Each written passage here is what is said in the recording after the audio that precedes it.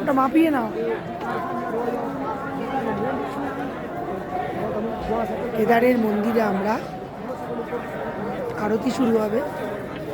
এই প্রাঙ্গণে প্রসাদের ব্যবস্থা আছে।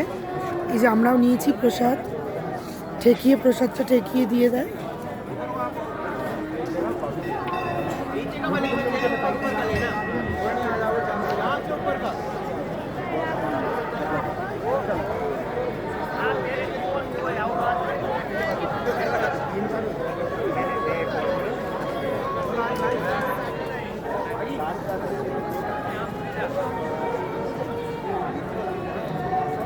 কেদারের মন্দির খুব কষ্টসাধ্য করে আমরা আজকে এসেছি।